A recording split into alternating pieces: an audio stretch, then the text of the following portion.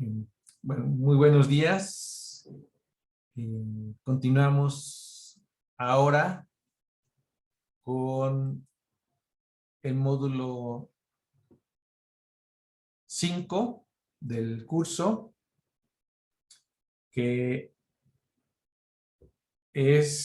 cuyo título es Representación del conocimiento y ontologías.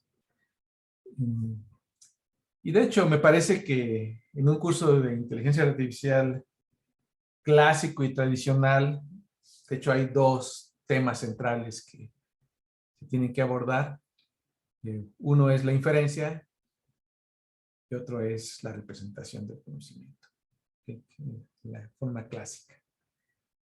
Entonces, este tema va de la mano con el tema de inferencia. Si ustedes lo observaron, en el módulo de razonamiento nos enfocamos a los mecanismos que el agente tiene para obtener nuevo conocimiento a partir del conocimiento dado, pero no hablamos acerca de cuál es el conocimiento propiamente, o sea, de una manera más... Sí hablamos de eso, pero digamos de manera lateral o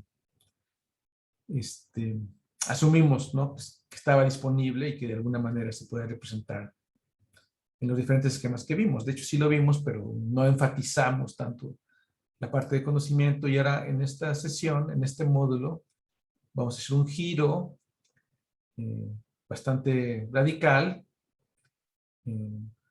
porque vamos a analizar ahora los temas, pero de la perspectiva de qué es el conocimiento. Y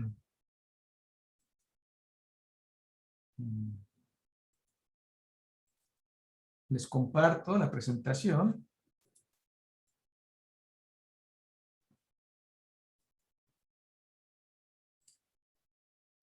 Y le vamos a ser muy orientado a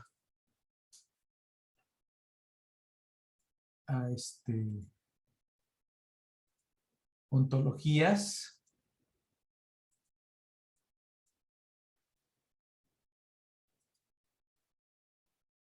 Que es un término que pues seguramente ustedes han escuchado en relación a los sistemas de conocimiento, que hay que definir una ontología y esa ontología de alguna manera contiene el conocimiento de la aplicación.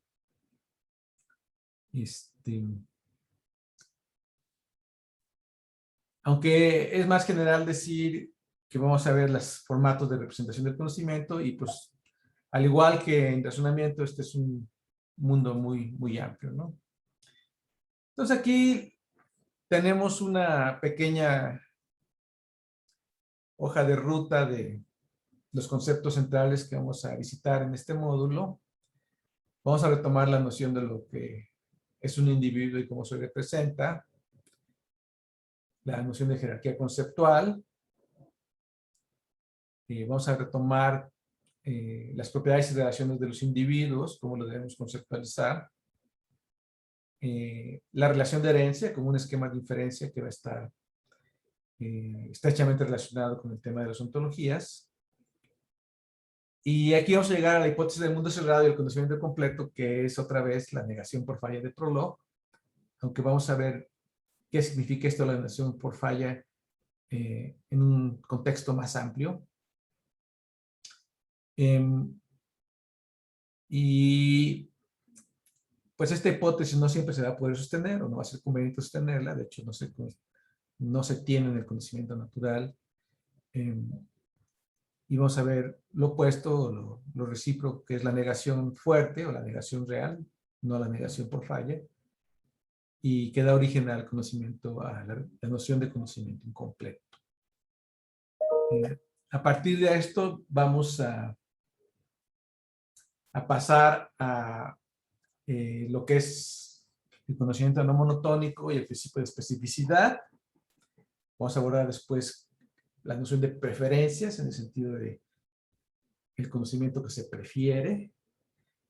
Y después vamos a ver otro enfoque de la explicación o inferencia abductiva, como el razonamiento bayesiano, pero ahora vamos a abordar desde una perspectiva simbólica. Y finalmente vamos a abordar estructuras de conocimiento más amplias que trasciendan a las jerarquías de manera directa, y vamos a ver por qué y cuándo eso es necesario. Entonces, ¿cuál es el propósito de la representación del conocimiento? Bueno, pues así de una manera muy general podemos decir que es especificar tres cosas. Uno, ¿cuáles son los individuos de los que vamos a hablar? O de los que van a hacerse referencia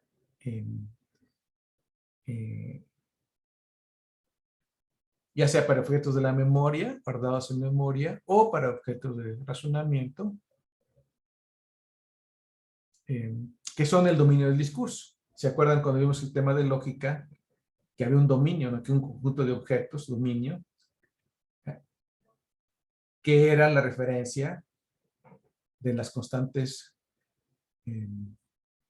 con contenido conceptual de los lenguajes lógicos. Es decir, es aquello de lo que vamos a hablar.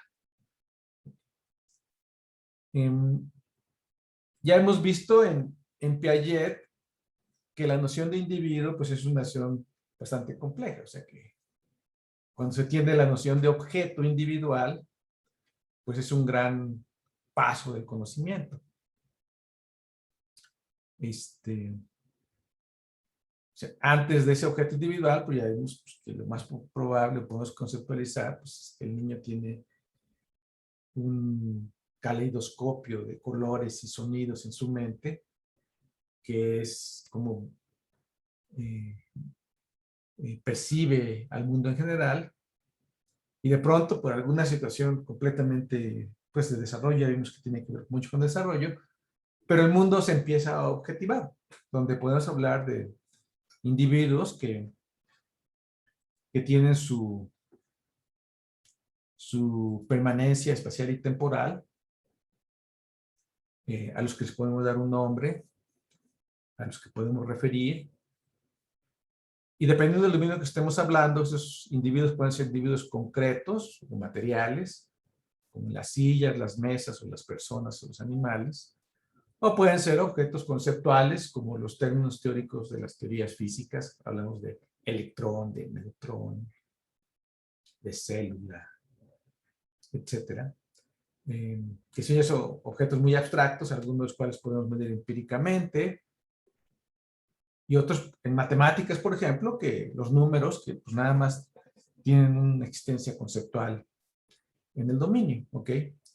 Pero independientemente de todas esas formas como pueden aparecer, hay esta noción de objeto individual, que al que podemos hacer referencia y podemos nombrar, ya sea con un nombre propio, o podemos nombrar con una descripción, y de alguna manera tienen esa estabilidad espacial, temporal, conceptual. ¿Okay? Pero ya vimos que no es dado, ¿no? O sea, de hecho no es no es algo completamente claro, e incluso cuando un individuo se separa de sus componentes. Por ejemplo, tiene también que ver con el nivel de abstracción. Si yo veo una persona, pues una persona, digo, esta persona es Ricardo, ¿ok? Porque estoy viendo a cierto nivel de abstracción, pero a otro nivel de abstracción, mucho más básico, pues es un conjunto de átomos o moléculas, ¿ok? Entonces, cuando yo apunto a esta persona, pues hay una intencionalidad en decir, estoy apuntando a la persona, o estoy apuntando a las partes que lo constituyen, o estoy apuntando a las moléculas o átomos de lo que está constituido, que también son individuos. Entonces, cuando yo hablo de un individuo, de alguna manera, adopto una perspectiva conceptual y un nivel de abstracción para poderlo referir. Entonces, pues es una noción bastante compleja y de hecho, Pero para el conocimiento intuitivamente está acomodado, o sea, como es que es el objeto más primitivo. ¿Están de acuerdo conmigo que es el objeto más primitivo del conocimiento? ¿Alguien quiere pronunciarse? Además, ¿sí o no? Bueno, no me digan, porque vamos al siguiente, ¿ok? Ahora, ¿qué tienen individuos? Pues tienen propiedades. ¿Okay? Es alto, es chaparro, habla inglés, tiene 32 años, le gustan los vestidos azules, los coches rápidos, etcétera. Entonces, tiene propiedades, ¿no? Sí. Y de alguna manera, cuando nos referimos a los individuos o en algunos contextos, pues podemos distinguir por sus propiedades. ¿Ok? Y de hecho, cuando hacemos una definición de un individuo, pues damos una descripción del individuo en muchas ocasiones, y ese individuo, esa descripción, pues contiene las propiedades que tiene ese individuo y a lo mejor lo hacen único entre todos los individuos posibles. ¿Ok? Entonces, propiedades son como rojo, pueden ser objetivas, pueden ser subjetivas, etc. ¿no? Y la tercera es que los individuos están relacionados consigo mismo y con el mundo en un contexto espacial, temporal, posiblemente causal. Eso ya lo vimos también en Piaget, como independientemente de lo que vimos en el neopiagetismo, de todas maneras, pues lo podemos utilizar de una manera muy productiva para la conceptualización, porque pues vimos que los individuos primero se conciben en su propio espacio y tiempo, en un eje coordenado referido al propio individuo que no está coordinado con los demás. ¿Okay? Y de pronto, cuando el niño alcanza cierto nivel de coordinación y reversibilidad, pues entonces los espacios temporales y espaciales están coordinados y vemos que el conocimiento cambia de dimensión. Entonces, de alguna manera, cuando hablamos de relaciones, pues también atendemos a un estado de madurez conceptual en la cual podemos hablar de que hay la coordinación espacial y temporal y otro tipo de coordinaciones para poder hablar de relaciones. ¿Okay? Entonces, aunque es muy sencillo decir que vamos a hablar de individuos que tienen propiedades y relaciones, pues ahorita lo que he tratado de transmitirles es que ya cuando hablamos de estos, ya estamos en un stand cognitivo muy grande, o sea que hay mucho debajo y y de hecho, pues estas nociones son pues muy complejas, no son nociones, digamos, completamente dadas. Y sin embargo, son los objetos primitivos para el conocimiento, dado nuestro aparato perceptual y dado nuestra capacidad cognitiva. Entonces, podemos decir de manera muy general que cuando hablamos del conocimiento, pues lo que tenemos que estipular en una máquina representación del conocimiento es estipular de qué individuo vamos a hablar, de hecho, cómo nos vamos a referir a esos individuos, cuáles son sus propiedades y cuáles son sus relaciones, lo que está dado de manera explícita, y después, a través de la inferencia, pues va a haber mucho conocimiento que se va a seguir de manera, está dado de manera implícita, pero que podemos hacer salir explícitamente a través de una máquina de inferencia. ¿Okay? O sea que la inferencia también está relacionada con la representación del conocimiento. O sea, son temas que están amarrados profundamente. ¿Sí? Entonces, de manera muy, muy general, vamos a tener dos restricciones o dos requerimientos para poder representar conocimiento en máquinas computacionales, pero ustedes pueden pensar también que los entes biológicos, los seres humanos, van a tener que atender también estas consideraciones para poder representar el conocimiento, dado que finalmente pues, el cerebro es una máquina, bueno, ya hemos dicho mucho si es máquina o no máquina, pero el cerebro es un objeto material finito que también tiene restricciones físicas Entonces, los dos requerimientos, uno, que expresar el conocimiento de forma económica. Esto es dicho de manera muy general porque pues una de las cosas que nos enfrentamos es que el conocimiento siempre es un objeto muy grande.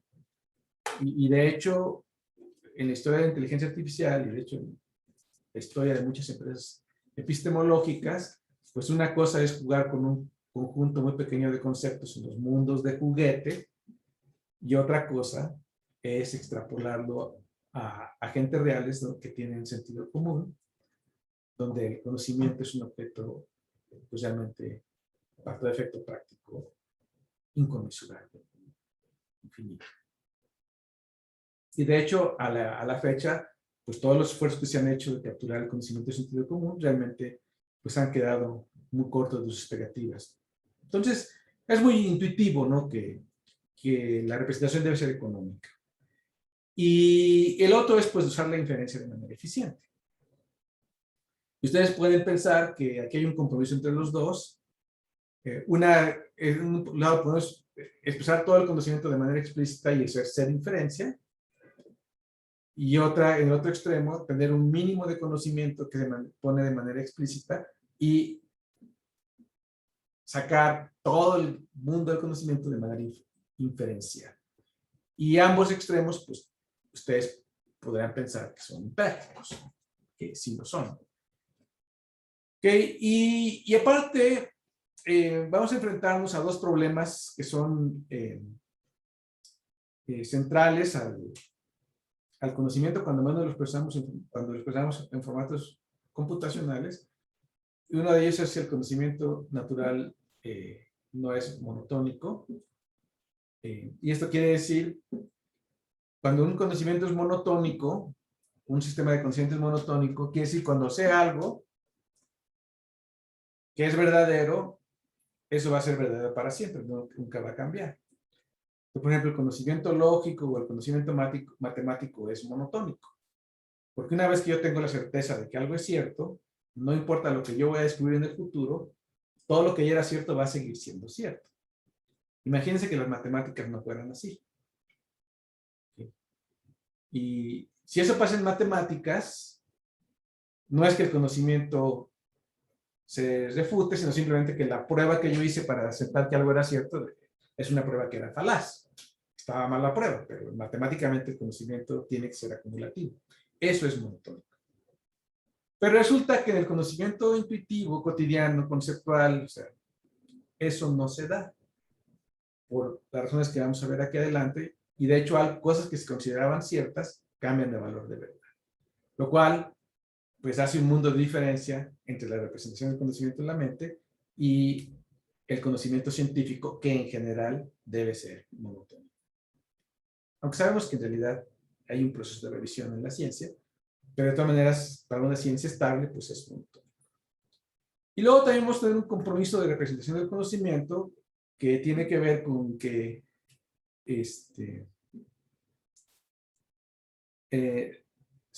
si el conocimiento es concreto, se puede expresar fácilmente y se puede computar, pero si el conocimiento es muy abstracto, es muy expresivo. O sea, si tenemos un conocimiento concreto, requerimos una máquina poco expresiva para representarlo, si es concreto. Pero es fácil de computar. Y por otro lado, si tenemos conocimiento muy abstracto, necesitamos una máquina muy expresiva para computarlo, pero va a ser muy complejo computacionalmente. Entonces resulta que una cosa muy importante del conocimiento, el compromiso del conocimiento, tiene que ver con usar el lenguaje de representación mínimamente expresivo que sea lo suficientemente poderoso para expresar lo que nosotros queremos expresar.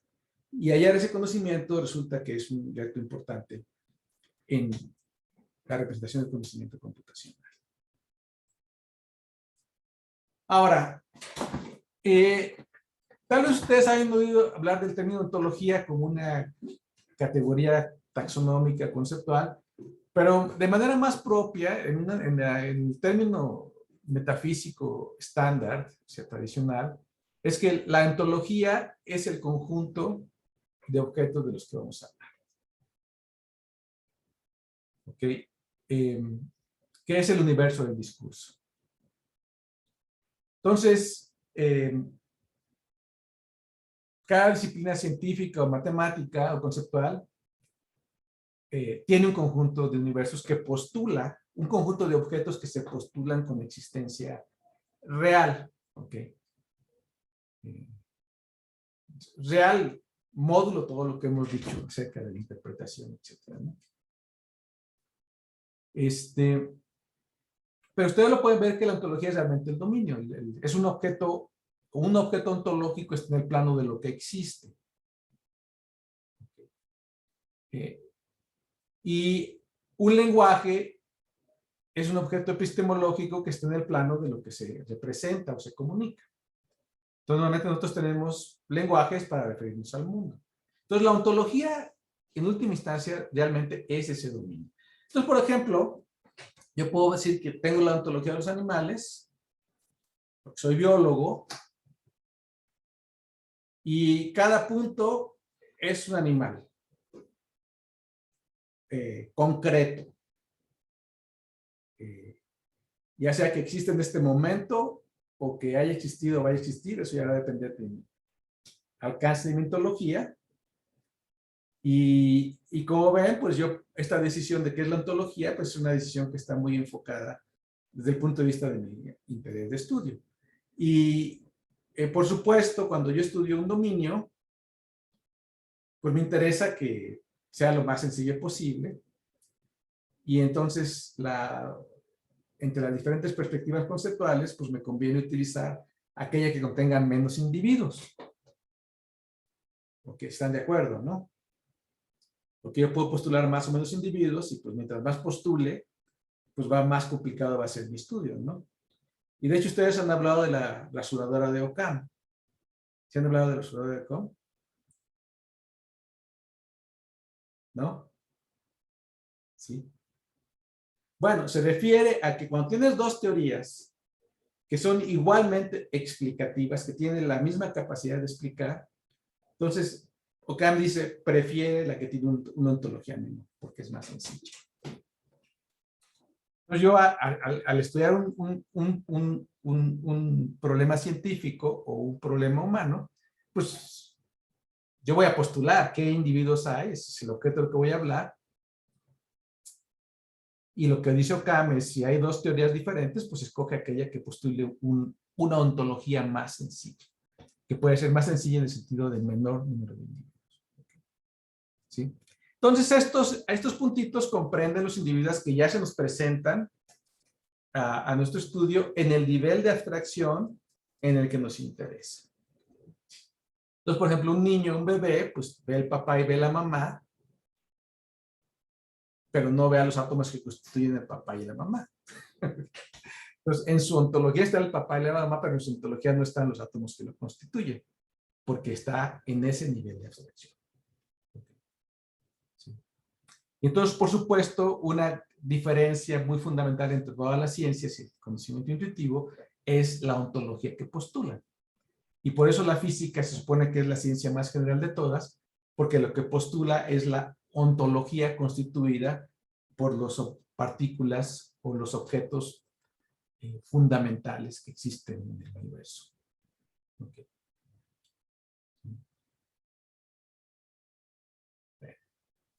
Ahora, ¿qué son las clases?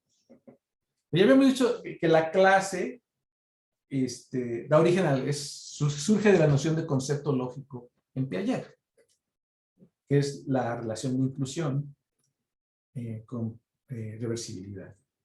Recuerden ustedes que vimos eso ampliamente.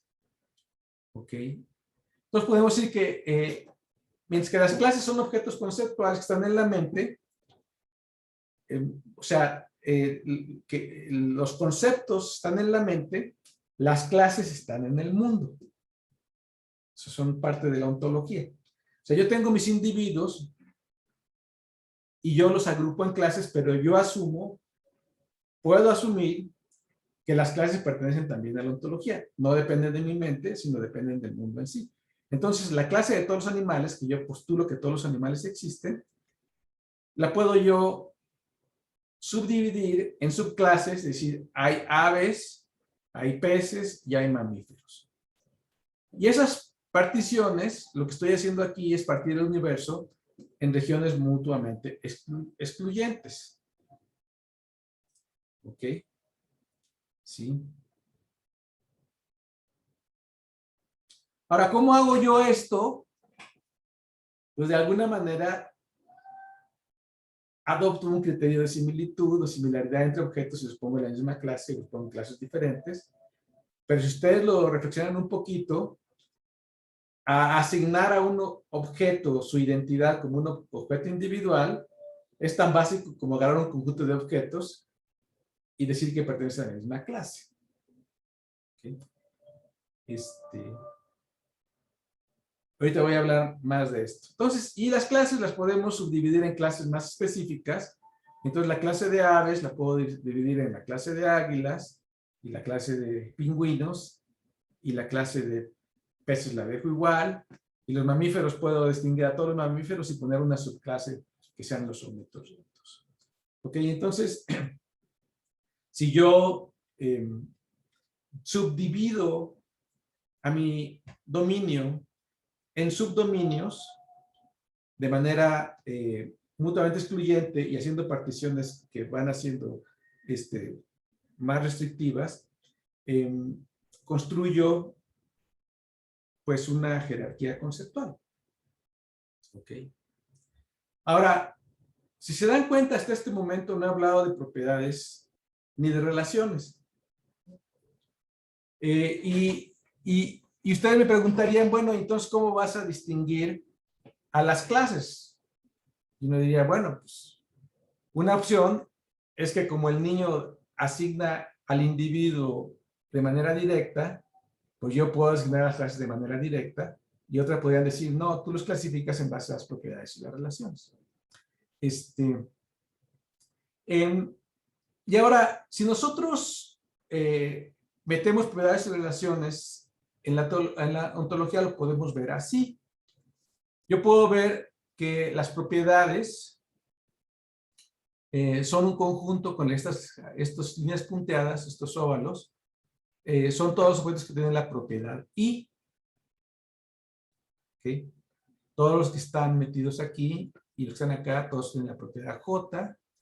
Y digamos que los que tienen esto de aquí, me refiero a que tienen la relación I. Ahora, a diferencia de las clases, pues no hay ningún problema que haya propiedades, que haya individuos de diferentes clases que comparten la misma propiedad. Como que eso no tendría yo que hacer la restricción. O sea, yo puedo pensar que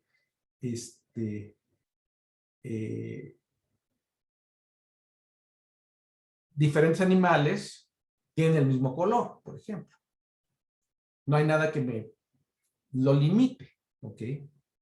Y asimismo también las relaciones entre los individuos pueden ser bastante arbitrarias y podemos tener, de hecho, el concepto de relación, pues establece o presupone de una manera muy clara que un individuo de cierta clase puede estar relacionado con individuos de otras clases de cierta manera. ¿Ok?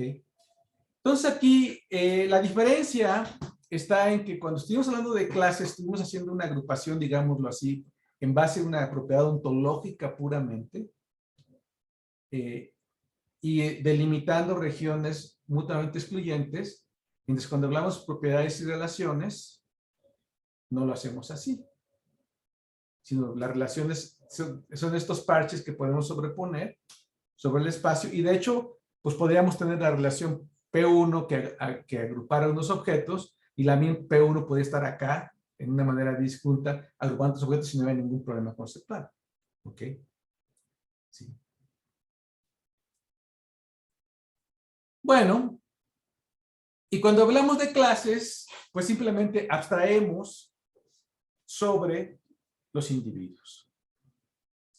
Sí, aunque construimos las clases con una noción de agrupar individuos de la misma clase, cuando ya hablamos de clases, entonces podemos prescindir de esos individuos y referirnos a la clase como un objeto ontológico que está al mismo nivel que los individuos, pero abstrayendo sobre ellos. Entonces es adoptar otro plano de de otro nivel de abstracción o otro nivel de sistema o otra perspectiva conceptual.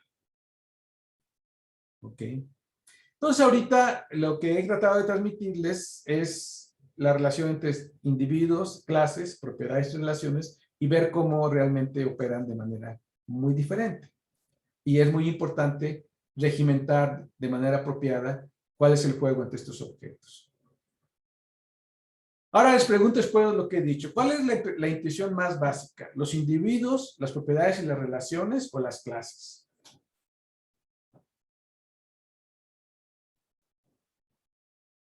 Porque ahorita yo les he dicho que lo más básico son los individuos y las clases. Y dejamos a las propiedades y las relaciones como objetos subordinados. Pero eso es común o natural de pensar o se puede pensar al revés. Por ejemplo, si ustedes van a una enciclopedia, ¿qué es más básico? ¿Los individuos y las clases, las propiedades y las relaciones?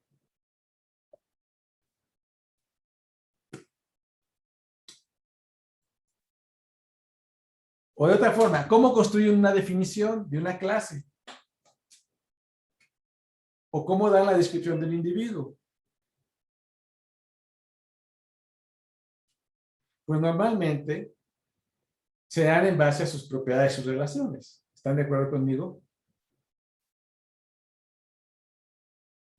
Entonces, si las definiciones, todo objeto, toda clase y todo individuo lo describo o lo defino en base a propiedades y relaciones, entonces tendría que ser el caso que las propiedades y las relaciones son más básicas, ¿no les parece?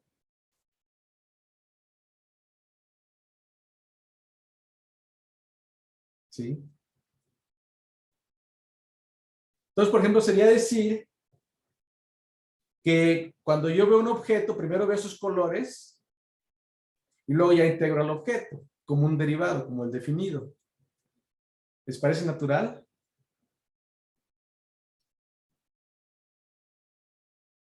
Bueno, ahorita no vamos a resolverlo, nada más quiero que vean la problemática. Y de antemano les digo que uno tiene que tomar una decisión cognitiva de cuál es el objeto que considera más básico. Y una puede ser decir que los individuos y las clases son lo básico, y otra alternativa es decir que las propiedades y las relaciones son lo básico. El único problema es que en los dos casos van a encontrar problemas. O sea, en los dos casos les va a llevar a un sistema que va a plantear, digámoslo así, amplias incongruencias. Y este problema, de hecho, está planteado desde los orígenes del pensamiento humano. Y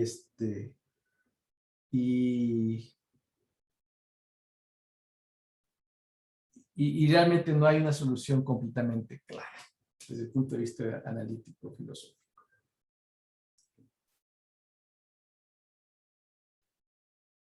En fin. Ok.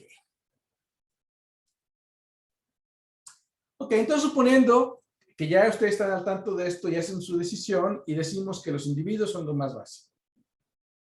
¿Ok? Y las clases también son lo más básico. Entonces, vamos a hablar de un dominio conceptual y supongan ustedes que tenemos algún lenguaje a través del cual vamos a representar o transmitir el conocimiento, como lo vimos en la parte de lógica. ¿Ok? Que este dominio pues corresponde al dominio de los modelos teóricos de la lógica, tal cual, es lo mismo. ¿Okay? Entonces, ¿cuál es la primera opción que podemos pensar para representar el conocimiento? Ah, pues voy a listar a todos los individuos con todas sus propiedades y relaciones. ¿Ok? Entonces agarro el individuo 1, hago una tabla si ustedes quieren, pongo su nombre, pongo sus propiedades, sus valores, propiedades, sus relaciones, y lo hago para todos los individuos. ¿Ok? Entonces, ¿en qué consiste extraer conocimiento en ese sistema? Pues es simplemente buscar en la tabla, buscar en el diccionario. ¿Ok? ¿Sí? No hay inferencia. ¿Sí? Ahora, esos sistemas los usamos todo el tiempo. Por ejemplo, si ustedes tienen una cuenta bancaria, pues la cuenta bancaria es lo que hace. una base de datos relacional.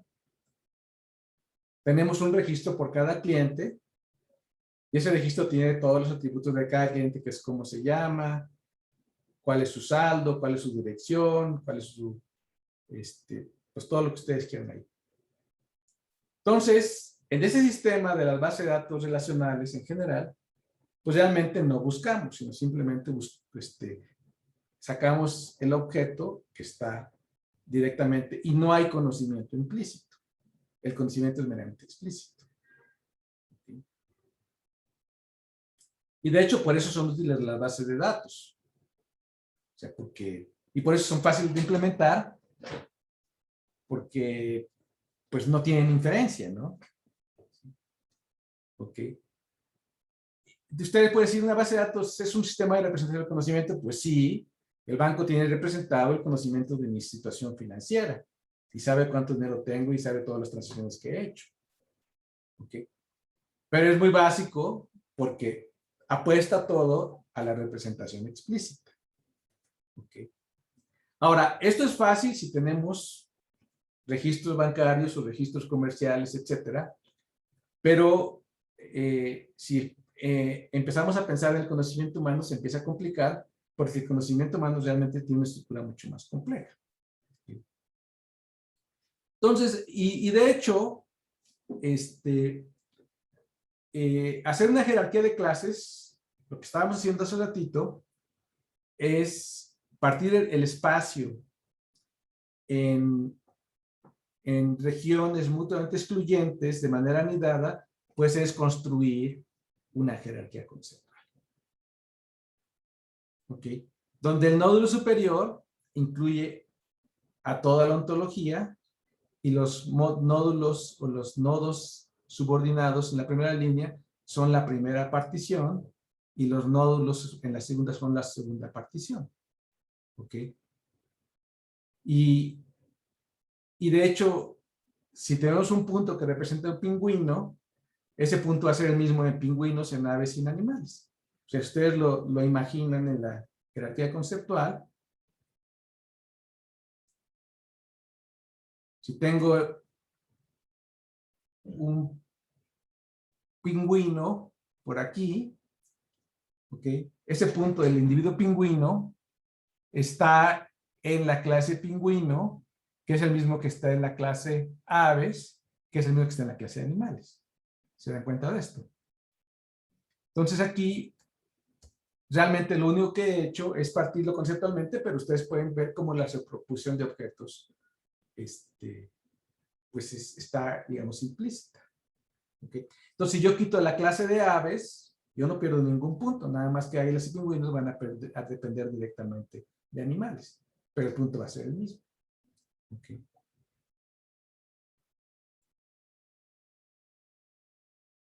Ahora, visto de esta forma y considerando que las propiedades de las relaciones pueden, no tienen que respetar esta partición mutuamente excluyente, sino pueden pertenecer arbitrariamente a los diferentes objetos que están contenidos en la base, entonces puedo pensar que yo pueda escribir propiedades a los módulos a diferentes niveles de abstracción. Entonces, por ejemplo, aquí puedo decir que las aves tienen la propiedad de volar, es decir, las aves vuelan, y las águilas tienen la relación de comer y el objeto de comer es peces. ¿Okay? Entonces, mientras las propiedades se supone que son atributos que pertenecen a toda la clase de objetos, las relaciones, pues se asume que todos los objetos de la clase, en este caso, por ejemplo aquí águilas, están relacionados con los peces, que son los objetos de esta clase, en la relación de comérselos, que es una relación poco afectuosa, pero es una relación finalmente. ¿Ok? Sí. Ahora, cuando vamos a estas propiedades, a nivel de clase se dan cuenta que yo no tengo que especificar qué individuo en particular tiene la propiedad y tampoco tengo que especificar qué individuo en particular está en la relación con respecto a qué individuo en particular está en la relación de otra clase. Entonces, estas lecturas, digamos, cuando hago esto, si estoy hablando de propiedades de clases o relaciones de clases, siempre estoy hablando que los individuos genéricamente tienen la propiedad de estar en la relación sin especificar cuál. ¿Okay? Es muy importante porque esto va a ser diferente de cuando yo hable de individuos, donde si tengo una relación, a lo mejor tengo que especificar no necesariamente exactamente qué individuo es el que está en esa relación o qué propiedad, cuál es el individuo que tiene cierta propiedad. Y esta representación pues da de manera muy natural a la relación de herencia, que es la relación de inclusión, directamente hablando. Porque si yo tengo, sé que las aves vuelan y sé que las águilas son aves, entonces sé que las águilas vuelan. ¿Ok? ¿Sí? Y esta relación, pues no nada más, si lo ven en el, en el diagrama, si yo tengo águilas, cualquier objeto que está aquí en águila, y sé que todas las aves que están aquí tienen la propiedad de volar, entonces cualquier águila que esté, cualquier individuo que esté aquí tiene la propiedad de volar. ¿Ok? Entonces, la relación de herencia, pues no es más que ver que lo que está incluido en la parte también está incluido en el todo. ¿Ok? O lo pueden ver también como que satisface la relación de implicación material, que habíamos dicho de inclusión. Entonces, si un individuo está en esta región y esta región está incluida en esta región, entonces este individuo está incluido en esta región. Por lo tanto, este individuo tiene todas las propiedades de todos los individuos que están en esta región. ¿Okay? Entonces, la relación de herencia, pues nada más es esta relación de inclusión, en última instancia, que es la única, digamos, computación que requerimos hacer, y desde el punto de vista lógico es lo que se satisface por la implicación material, que ya habíamos visto en la parte de lógica. Okay.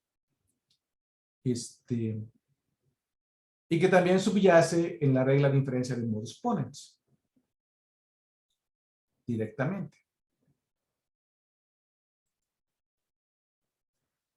Ahora, entonces todo lo que hemos dicho hasta ahorita se refiere a clases donde, como les decía, no tenemos que especificar qué individuo tiene una propiedad o qué individuo está en una relación. De hecho, se llama en lógica en una relación de dicto, en donde yo especifico la interpretación de una oración en términos genéricos sin especificar que me estoy refiriendo a un individuo particular.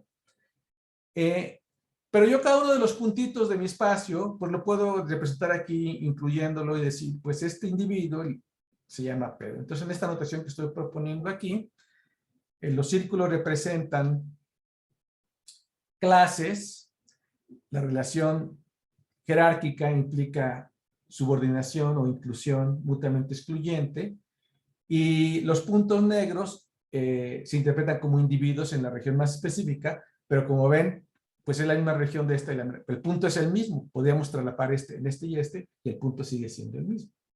¿Ok? Nada más que de esta forma puedo marcar que yo tengo un individuo y aquí en este cuadrado voy a poner las propiedades del individuo, por ejemplo, una de ellas que se llama Pedro, o su nombre, así como puedo poner otros tipos de propiedades. Entonces, con esto, con esta jerarquía conceptual, estoy diciendo que Pedro vuela y come peces, y Arturo tiene todas las propiedades y relaciones de los pingüinos. Aquí no hay ningún problema, ¿no?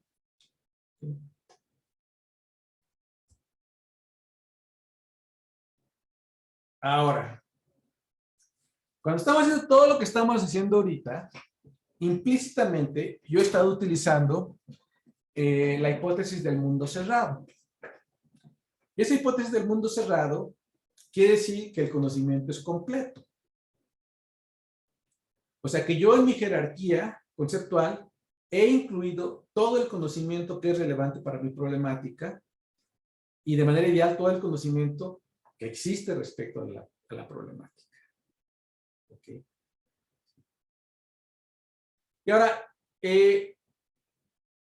¿y cómo podemos ver qué quiere decir que esto es completo? O sea, ¿cómo se puede ver qué es lo que realmente se está asumiendo?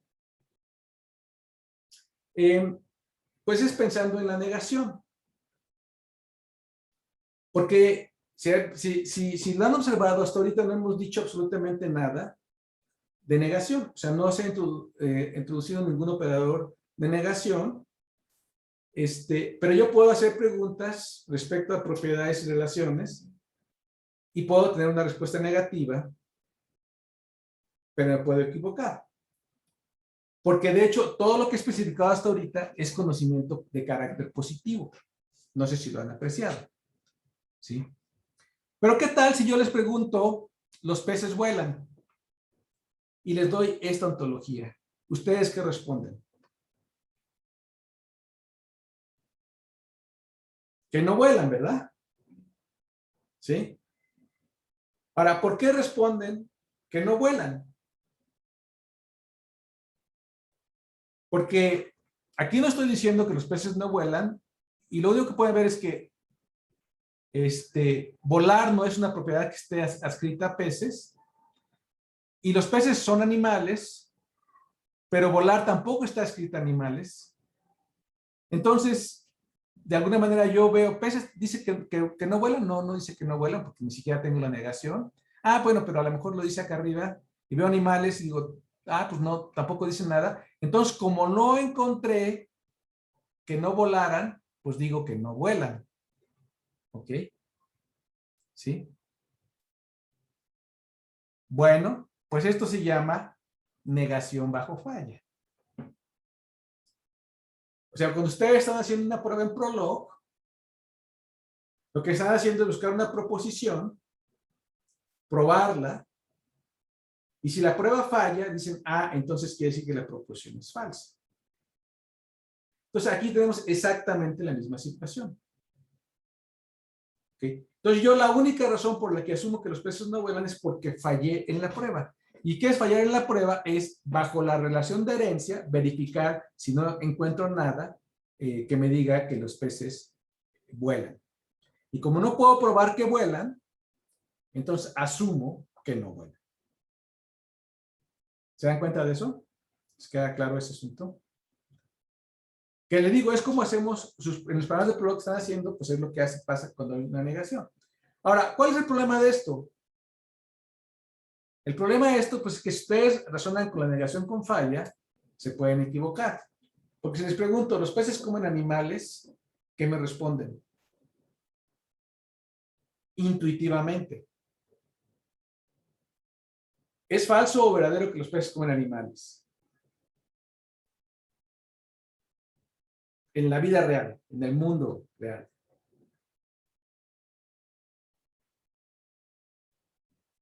Pues sí, ¿no? Los peces comen animales, ¿no? O sea, ¿sí? Hay peces, los peces, muchos se alimentan de animales. Hay otros que alimentan de algas, pero muchos se alimentan de animales. Entonces hay peces que comen animales, ¿ok? Ahora, pero si esta es la representación, y les pregunto, ¿los peces comen animales? ¿Qué me tienen que responder con esta representación? ¿Cuál es la diferencia con respecto a que los peces vuelan? Ninguna. ¿Ok? Entonces, si ustedes responden a esta pregunta utilizando la negación por falla, me tienen que responder que no, que los peces no comen animales. De la misma manera que me respondieron que los peces no vuelan. Entonces, el sistema se equivoca.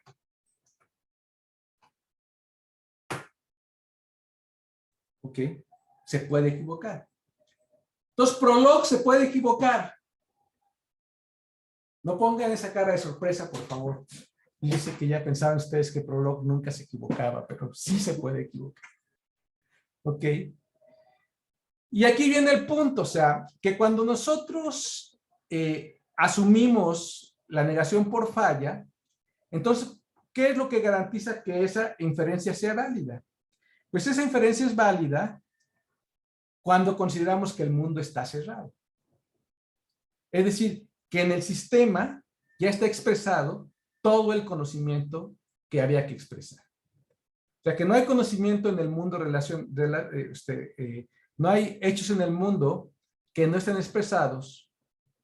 Y bajo esa hipótesis de que no hay nada en el mundo que no esté expresado, entonces sí sería válido la relación por falla. Entonces, en este caso, por ejemplo, del ejemplo, yo puedo simplemente decir, pues los peces comen animales, pongo esta relación aquí.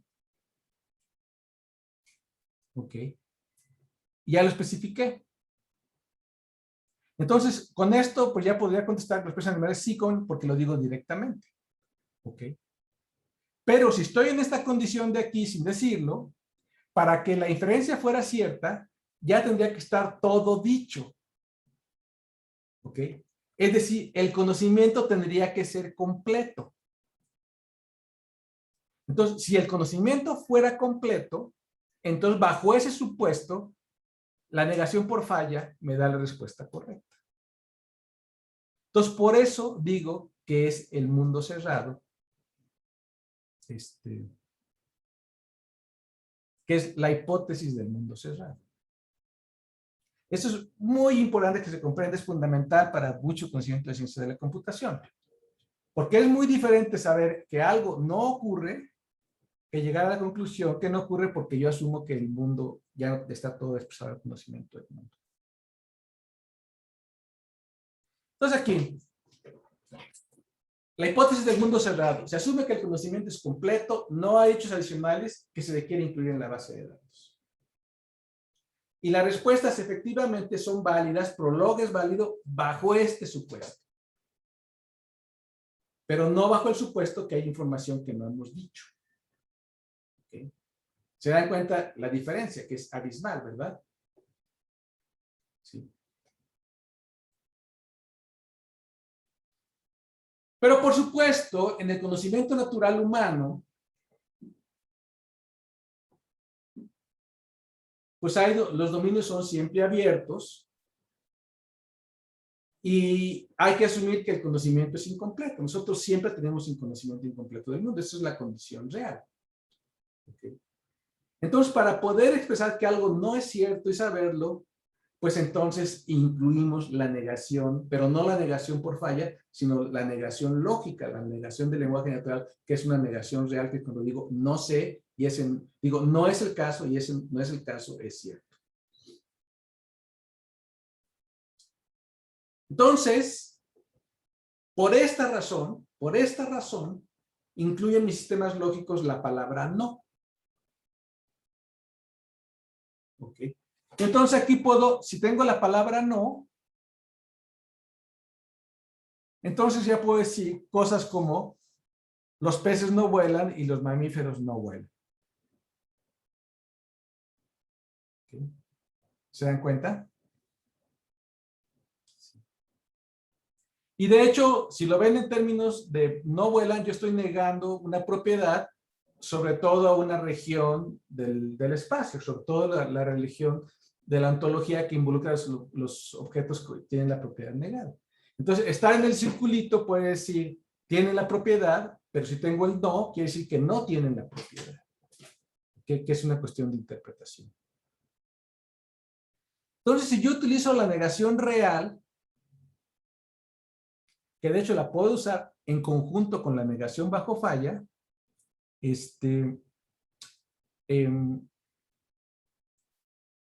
puedo expresar, o sea, ya no tengo que asumir que mi razonamiento, bueno, si lo uso la negación real, ya no tengo que asumir que mi razonamiento solo es válido si no hay más información en el mundo. Entonces puedo pensar, es válido a pesar de que yo sé que no sé todo del mundo. ¿Qué es la condición natural del conocimiento? Entonces, la negación es una gran cosa para el conocimiento, ¿no? Poder decir no.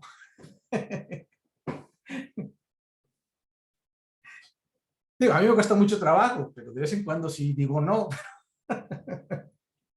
Si no queda más remedio, ¿no? Pues no. Ok. Entonces ya podemos expresar cosas como los peces no caminan, o los elefantes no son rosa. ¿Ok? Que esas proposiciones son verdaderas en general.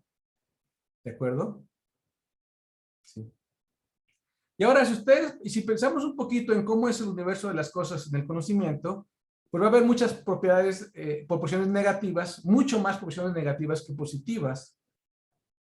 Y en general, pero como cuando nosotros expresamos conocimiento, nos referimos a lo que hay, pues casi nunca, o sea, solamente expresamos que no hay algo cuando es necesario hacer el contraste con respecto a lo que hay. Pero entre todas las propiedades que pueden existir en la naturaleza, pues cada individuo tiene un conjunto de esas propiedades y no tiene todas las demás. ¿Ok? Entonces, si nosotros quisiéramos hacer una lista exhaustiva de todo lo que existe, todo lo que es verdadero y todo lo que es falso, pues las propiedades falsas, las proposiciones falsas son mucho más que las proposiciones verdaderas, positivas. ¿Sí se ve por qué?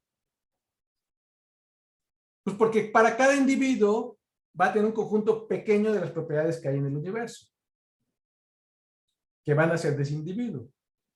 Pero ese individuo no va a tener el complemento de todas las propiedades, es decir, no, o sea, los seres humanos no son verdes,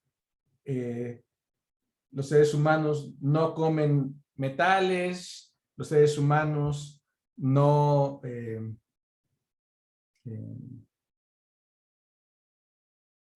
vuelan, etcétera. Entonces, si ustedes piensan todas las proposiciones de los que los seres humanos no somos o no hacemos, pues son mucho más de las que hacemos, ¿verdad? Y así para cada especie. ¿Ok? Entonces, el universo está mucho más lleno de proposiciones negativas de las positivas, pero normalmente no las expresamos, las negativas, a menos que se tenga que marcar. Entonces, lo natural es expresar los hechos positivos y el no es un marcador de cuando no es conveniente, entonces márcalo, pero solamente por el contraste. Y si no, en general, se queda dicho o no se dice. Entonces, por eso siempre va a haber mucho conocimiento incompleto del mundo.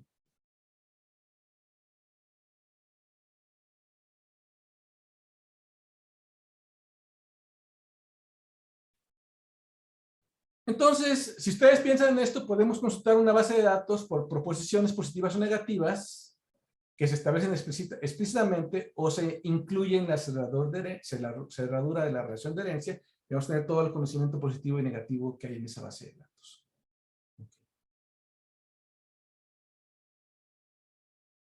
Ahora, ejemplo de estructuras que no incluyen la negación lógica en proposiciones. Bueno, pues todos los lenguajes de programación declarativos. No hay no se niega nada, ¿no? Los lenguajes de programación de tales objetos, Java, C++, etcétera. No existe el no como una proposición negativa, lógica. Lenguajes lógicos como Prolog, funciones como Lisp, pues tampoco, no hay una negación lógica. Es siempre por falla. Bases de datos relacionales, pues toda la base, la cuenta bancaria en su banco no tiene toda la información acerca de ustedes, ¿verdad? Está incompleta, ¿no? Y qué bueno. No sepa todo acerca de ustedes. Ok. Hojas de cálculo Excel, redes neuronales. Entonces, prácticamente todo el mundo de la computación asume la hipótesis del mundo cerrado. ¿Se dan cuenta de eso? Y por eso, para hablar de conocimiento abierto, se requiere sistemas representacionales que sí incluyen a la negación, como la lógica de proposiciones, por ejemplo. La lógica, en el lenguaje lógico, el no es un no real, un no natural. Y de hecho, pues los lenguajes de representación que no asumen la hipótesis del mundo cerrado, es decir, que asumen que el conocimiento es incompleto, requieren tener la no. ¿Ok? El no fuerte. Ahora, ¿qué pasa si la estructura no contiene una proposición positiva y tampoco tiene su negativa? Tenemos una base de datos que es abierta completamente a una proposición. No dice que es verdadero y tampoco dice que es falso. ¿Qué hacemos? Entonces, por ejemplo, ¿los elefantes comen mariposas? Pues en general, ustedes no van a encontrar esa proposición en ningún libro de biología, ¿verdad? O sea, va a ser algo muy raro que a alguien se le ocurra poner esa proposición, pero ustedes pueden hacer la pregunta y ustedes pueden recurrir a su enciclopedia de la biología y responder a la pregunta o pueden atender a su sentido común. Bueno, entonces aquí tenemos tres opciones.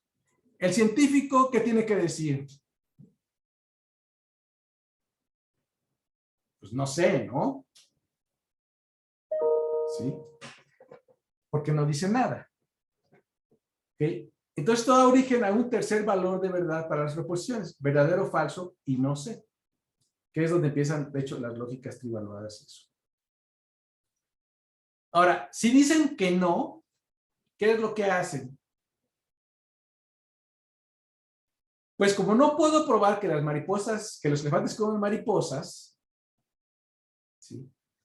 Aunque tenga la negación lógica en mi arsenal de dispositivos expresivos, puedo adoptar la negación por falla. Es decir, si yo tengo la negación real, eso no impide que yo también pueda usar la negación por falla cuando no tengo la negación real. Y entonces, como no puedo probar que los elefantes comen mariposas, digo no comen mariposas.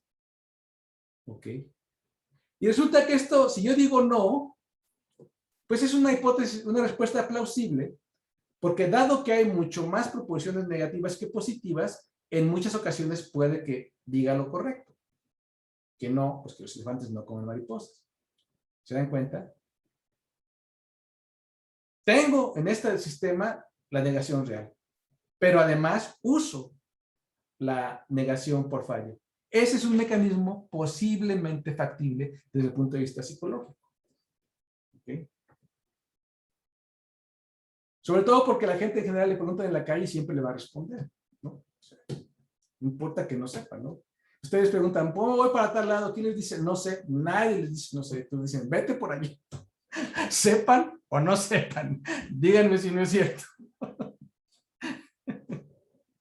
Entonces, si dicen no, pues es más plausible que sea una respuesta verdadera que si dicen sí, porque para decir sí, como que tiene que saber, ¿no? Pero por supuesto está el creativo, ¿no? Los elefantes comen mariposas. Sí, sí, sí, comen mariposas. Entonces hay una gran creatividad en el asunto para hacer guiones para Walt Disney, ¿no? Por ejemplo. Bueno, no, tampoco, ¿verdad? Sería como ominoso, ¿no? Okay. Entonces, es mucho más importante, o sea, es muy importante que cuando tenemos ya tomando todas estas cosas en su conjunto, pues es muy importante tener sistemas representacionales que asuman que el conocimiento es incompleto, es decir, que tenga la negación verdadera. Pero el problema de la negación, como de todos los dispositivos expresivos, es que cuando introducimos un dispositivo expresivo a un lenguaje de representación, nunca viene de gratis.